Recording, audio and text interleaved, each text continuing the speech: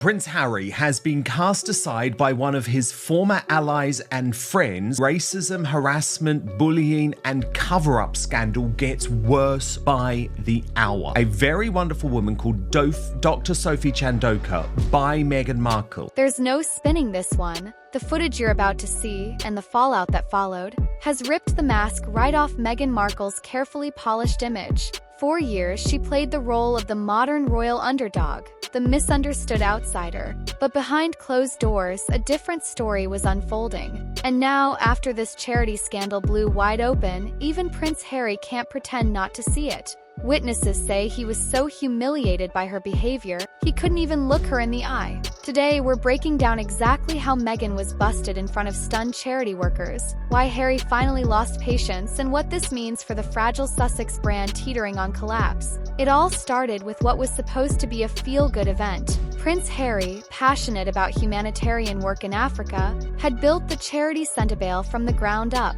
This was more than a cause. It was a part of his identity, a piece of his mother's legacy that had always kept him grounded. But the moment Meghan walked onto that stage, everything shifted. People who'd worked with Harry for decades say they saw an immediate change in the room's energy, like the air had been sucked out. Meghan didn't greet the woman running the event with any warmth. According to multiple witnesses, she didn't even smile. She barely looked up from her phone. And when Dr. Sophie Chandoka, a respected leader with a formidable career, tried to introduce herself, Meghan allegedly cut her off mid-sentence with a dismissive flick of the wrist. And that one gesture would ignite a chain reaction no one could stop. What makes this so explosive isn't just the rudeness, it's the optics. Here was Meghan, who has spoken endlessly about empowering women of color, treating a trailblazing black female executive like an inconvenience. The entire exchange was caught on camera by a volunteer who later said they felt sick watching it happen. In the clip, Meghan turns her body away, narrows her eyes, and is rumored to have muttered, "Let's not waste time." That was meant to be a quiet comment. It failed.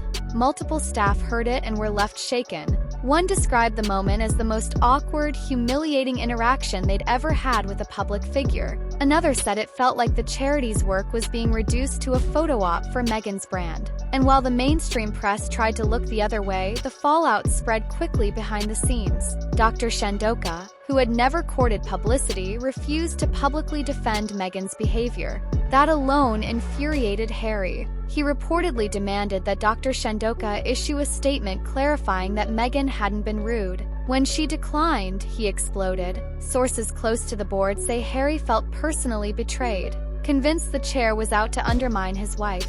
But insiders claim Dr. Chandoka was simply refusing to lie. As if the tension between Harry and the charity leadership wasn't enough, two of Harry's former allies then piled on with scathing comments. First, Alex Reina, Harry's longtime friend who once joined him on an expedition to the North Pole, gave a statement to the Daily Mail. He insisted Harry was heartbroken and felt his beloved charity had been hijacked in what he described as a hostile takeover. Reina even implied that Dr. Chandoka's refusal to elevate Meghan at the event was driven by jealousy, specifically that she couldn't stand not being the most important woman of color on the stage. That remark alone sparked outrage across social media, with many calling it patronizing and borderline racist in itself. Then came Kehinde Andrews, a British academic who had appeared in the Sussex's own Netflix documentary. Harry thought Kehinde was an ally. He was in for a rude awakening. In a viral interview, Kehinde didn't hold back. He flatly said the royal family is one of the symbols of white supremacy, and that Harry himself, even after marrying Meghan, represents that legacy. Kehinde argued that Harry's entire approach to Africa had always been paternalistic, that he loved the idea of helping poor Africans while staying firmly in control of the narrative. And while Meghan had faced racism, Kehinde suggested she and Harry also benefited from the very power structures they claimed to oppose. It was the kind of public flogging that made headlines worldwide. This point, any illusion that Harry and Meghan were untouchable champions of progress shattered. Reports say Harry was so distressed by the double betrayal, his friend implying Dr. Chandoka was jealous, and his Netflix ally accusing him of colonial attitudes, that he completely unraveled. According to royal biographer Angela Levin, Harry confronted Meghan after the event, telling her that her behavior had crossed a line. He warned that the damage to their image was spiraling out of control. One staffer who witnessed the exchange said Harry looked ashen and exhausted, and that he left the building early, refusing to pose for any of the scheduled photographs. But if you think this was a one-off embarrassment, think again. The Meghan bullying accusations didn't start here. From the early days at Kensington Palace, there were already whispers that Meghan's team was struggling under her demands. Former staff described her as a dictator duchess in high heels, known for mood swings and sudden outbursts. Multiple employees allegedly broke down in tears, and some eventually quit, citing the impossible atmosphere. At the time, Buckingham Palace quietly launched an investigation, but the findings were never officially released. Critics have called it a cover-up designed to shield Meghan from accountability. And here's where things get even murkier. Sources claim Harry personally intervened in that inquiry, trying to control how the complaints were handled. True, it paints a picture of a man so determined to protect Meghan that he'd risk his own integrity. Fast forward to this charity scandal, and the pattern feels eerily familiar. Dr. Shandoka has accused Harry of directly interfering in her own complaint about bullying and harassment. She described how the same person who was supposed to oversee an impartial investigation ended up delivering the message that she was being removed by the board. In her words, it was nothing less than a cover-up. But this time, it's not just internal politics. The Charity Commission has confirmed it's looking into the matter, and if it decides there's evidence of wrongdoing, it could trigger a full statutory investigation. For the Sussexes, who have already seen multiple brand deals collapse, that's the last thing they need. The irony here is hard to ignore.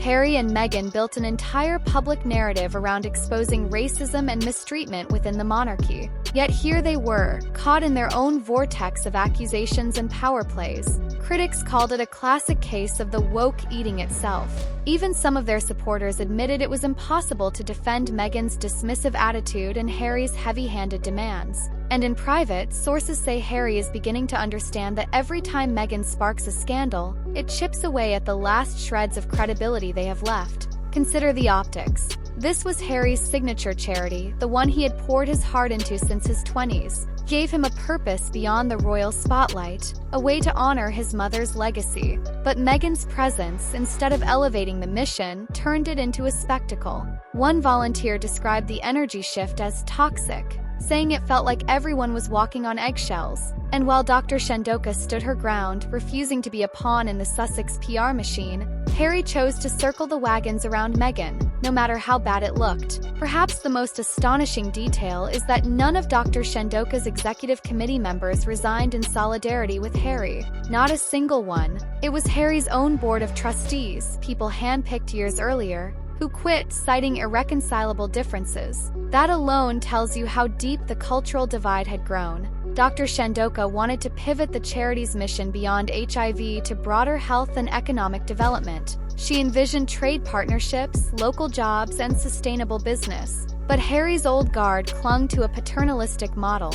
And Meghan? According to several insiders, she had no interest in the nuance. She simply wanted to be the star. All of this is unfolding as the Sussex brand falters. Their Netflix ratings have dropped. Spotify canceled their deal. Hollywood insiders say producers are tired of Meghan's reputation as difficult. Meanwhile, Harry has grown isolated, estranged from the royals, and increasingly reliant on a narrative that no longer sells.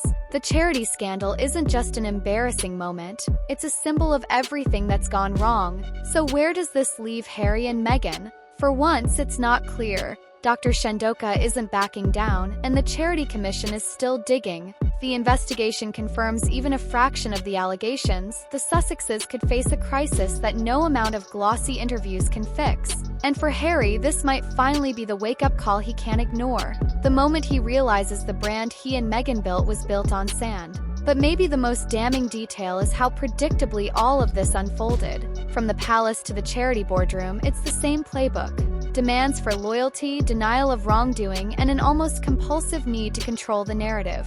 This time, though, the cameras were rolling, the witnesses were ready, and the public has stopped giving them the benefit of the doubt. Let us know in the comments. Do you think Harry will finally see the truth about Meghan's behavior? Or will he double down once again, even as their empire crumbles? Tap the like button if you believe accountability matters, no matter how famous you are, and don't forget to subscribe for more stories they wish would stay hidden. Some insiders believe this charity debacle is only the tip of a much larger iceberg, one that's been drifting steadily toward disaster ever since Harry and Meghan decided to break away from royal life. Because if you look closely, this scandal isn't really about a single moment of rudeness. It's about a pattern of treating colleagues as disposable, of demanding unwavering loyalty, and of spinning any criticism as an act of persecution. Former palace staff have whispered about this for years, describing an atmosphere where the smallest disagreement could turn into a personal vendetta. One former aide even claimed Meghan kept a mental list of who was for her and who was against her, and that any perceived slight could result in that person being frozen out. It's an approach that worked when the couple had the full weight of public sympathy behind them. When they first stepped away from the monarchy, millions rallied to their side. They were seen as modern, brave, willing to break the mold. But sympathy has a shelf life, and every fresh controversy, every leaked video, every insider account of meltdown and manipulation has eroded the goodwill that once insulated them. Even some of their most passionate supporters are now asking hard questions. Why does this keep happening? Why do so many staffers, colleagues, and charity leaders end up in the same place? Burned out, disillusioned, and speaking out. It's a question that Prince Harry must be grappling with too. People who've known him for decades describe him as loyal to a fault. Once he decides to protect someone, he doesn't waver. But in private, there are signs the strain is taking a toll. One former friend of the couple says Harry has become unrecognizable, constantly anxious about optics and unable to enjoy the causes he once cherished. This was the man who used to light up when talking about Africa, who saw Centibale as the most meaningful work of his life. Now, the charity has become another battleground in the endless war over Meghan's reputation. And for someone as proud and stubborn as Harry, the idea that his legacy could be destroyed over an incident he didn't even control must be devastating. Even the Sussex's defenders in the media have started to hedge their bets. A recent op-ed in a major outlet praised Meghan's ambition but admitted that, quote, "The allegations of bullying and chronic rudeness deserve scrutiny." It's a remarkable shift from the days when every negative story was automatically dismissed as tabloid smear. In fact, if you look back at the timeline, you can see a clear arc, one that starts with adoration and ends with exhaustion. First came the explosive Oprah interview, which dominated headlines for weeks. Then the glossy magazine profiles, the multi-million-dollar deals. But after that, the cracks began to show. Cancelled Spotify contract here, a scathing Hollywood Reporter article there, and now a charity meltdown so public and so messy that not even the slickest PR firm can spin it away. What's particularly striking is how this scandal has exposed deep rifts within Harry's own inner circle. Take Alex Reina. He was more than just a friend. He was a trusted confidant, someone who had stood by Harry during some of his darkest times. Yet even he, in his attempt to defend Harry, managed to spark a fresh wave of outrage with his clumsy comments about jealousy and race. It was the perfect example of how, when loyalty becomes blind, it can end up doing more harm than good. And then there's Kehinde Andrews, once an ally, now a critic. His interview, in which he accused Harry of embodying colonial attitudes, struck a nerve because it forced people to confront an uncomfortable truth: that even those who claim to be fighting injustice can replicate the same old hierarchies when it suits them. You could almost feel the collective intake of breath when Kehinde said, "What do you expect from an aristocrat who went to Africa to start a charity?" For Harry, who has spent most of his adult life trying to distance himself from the worst aspects of his upbringing, that accusation must have landed like a punch to the gut. But the reality is that good intentions aren't always enough. When you mix wealth, power, and an unchecked ego, even the noblest projects can become tainted by arrogance. And in Meghan's case, critics say her relentless focus on her own image has alienated the very people she claims to champion.